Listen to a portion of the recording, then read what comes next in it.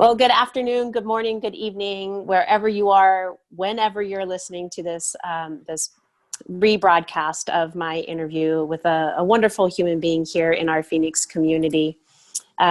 This is Ellie, and this is our Making God's Love Real opportunity to sit with church members, community members, and really addressing that question. What does it mean to make God's love real? And so I'm very honored to sit down and have this opportunity to interview and talk with our current sheriff, Paul Penzone. Him and I have had a number of interactions over the last couple years. I've been very blessed to serve on the advisory board, the Maricopa County Sheriff's Office Advisory Board. And he has just demonstrated what leadership and love for community has looked like. So for me, it's an honor to be able to join virtually here with you. And well, I just want to say, who are you? Tell us a little bit about you. Well, thank you for the kind introduction. I would tell you that I'm a man who believes that humility is really our greatest form of strength. So the kind words that you share, I take them with great humility and appreciation, because I just feel like regardless of what your role is in life, you have opportunities to do one of two things: to try to improve quality of life for others, expecting nothing in return, or to look at it through a lens of what's in it for you. And every day when I roll out of bed, I recognize that. And as a man of faith, I say, because of the Lord's blessings, I've been given opportunities at all different levels and throughout my entire life, not just professionally but personally, to try to impact the well-being of others. Now, have I seized on every opportunity? Probably not as much as I should have, especially as a younger man. But as I've grown, and I have two sons who are both grown men, 27 and 33. I have a beautiful, wonderful wife who is very much a strong woman of faith, and just by seeing her examples and learning from her, it's enhanced my focus on the importance of faith. But ultimately, who am I? I'm a one of God's children who recognizes that we are here with a purpose.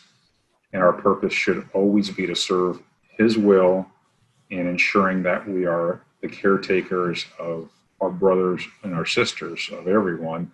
And our legacy really is never about our name, our title, or our profession. Our legacy is always about what have we left behind for others to grow from and to build on. So I try to just keep that as my foundation every day, to just recognize that humility will keep us in the right space, in the right place, because anything that we have or anything that we seek is really at His hand and His gift. That's awesome. Thank you so much. So are you comfortable sharing a little bit of your spiritual background with us? Absolutely. I don't fear it. And it's a great question, because we talk about this, church and state, and especially when you're an elected official, you want to make sure you're respectful of the fact that, as a man of faith, I encounter people of all walks of life, all religions, some who are atheist or agnostic, and I have to have a respect for everyone. If you truly believe in the principles of your own faith, it's found in love, like you speak about. So I'm always respectful, that I don't want to impose who I am or what I believe in outside the scope of my responsibility on others. But if they ask you a question, then I should have the courage to answer it, because I think professing your faith is one of the most important examples of your commitment to what you believe in and why you believe in it. So I never run from it. I don't force it on people, but I never run from it. I hear you. Well, thank you very much for that. How has your experience, whether it be as a man of faith, as somebody who has their spiritual background, or even your role in the work, right? So much, unfortunately, of what we do beyond ourselves, like the job, the things that we need to do, oftentimes define us in different ways. So I wonder, because you have to balance all of those different things together, how do you use those experiences to inform making God's love real? For real. Like, instead of just standing behind a camera and interviewing and having conversations with me, what are the things that you think inform making God's love real, tangible? Well, I think you're touching on something that's really important. And I had the fortune to learn the lesson I'll articulate many, many years ago. When I was a much younger man and I worked in narcotics, I was with the Phoenix Police Department at the time, and I went through a 2-week course. And one of our instructors was a psychologist, and he talked about how one of the biggest mistakes that a human can make is to believe that your identity is defined by what you do versus who you are.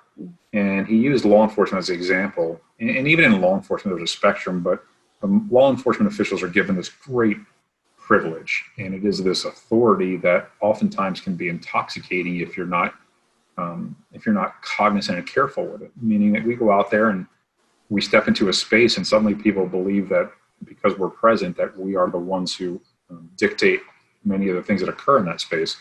Our objective is to bring peace.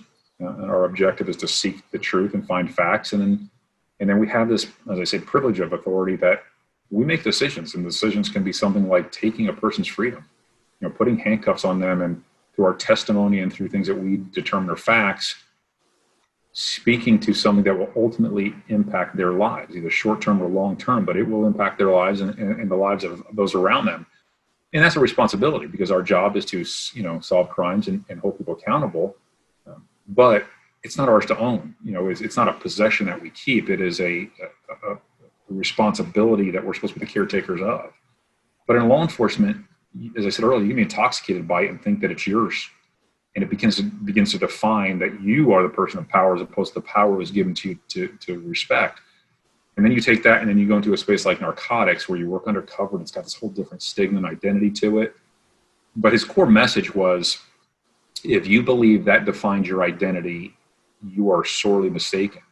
Because whether it is an injury, whether it is a circumstance outside your control, whether it is a reassignment, there's so many things that could occur because some exterior force makes a decision that affects and impacts who you are as a professional and what you do. If you attach yourself to that identity, if tomorrow you're no longer a cop, you're still the same person. So it is your faith, it is your family, it is your hobbies, it is your friends, it is the things that you do that you truly can invest in to define your identity versus what you do professionally. It doesn't mean you shouldn't take pride in what you do, but you have to recognize, like, I've been given this title of sheriff. Well, that's a short-term thing. My life prior to and my life post this experience, I'm still Paul Penzone, a child of God, a man of faith, a father, a husband, a son. And if the absence of a title suddenly makes me feel differently about my identity, then I truly was not grounded in what should matter. What should matter is God's love. Our purpose every day is to determine ways that we can pass that message and share those things. Even in law enforcement, where we make difficult decisions and we're involved in violent circumstances, but our number one focus should be preservation of life and finding a way to help others see something in themselves that maybe they didn't realize existed. And oftentimes that's just something as simple as love. Giving it as a gift, it'll always be replenished. Expecting things in return, you can't always control that. So I just think that, and I hope I'm answering your question correctly, I got so far in the weeds, but I just think that, God's love is this thing that every morning we wake up with it, and it's present. It's just a matter of how we choose to share that, that determines if that next morning we're going to wake up with that same level of being, of purpose. Yeah, that was beautifully stated. So even in the weeds, it was beautifully stated. I know, I know I'm that. sorry, I can get out there sometimes.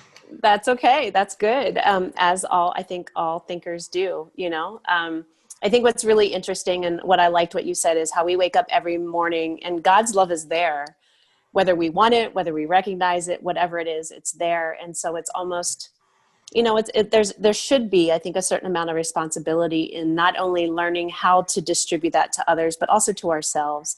I think I've been spending a lot of time here at the church, getting people to tune into how they feel in the moments of peace, in the moments of anxiety, and all of that, because to say that God's love is there, but if you don't love yourself, then how do you combine the two to make it real for somebody else? And so I think you've done an awesome job at demonstrating that, not only through your actions as who you are as a man of faith, but even in this interview. So I want to thank you very much. I don't want you to go yet. I will say to the audience, though, that if you would like to hear more of our interview with Sheriff Penzone, please do stay tuned. Check us out on our social media sites, on our website, beatitudeschurch.org.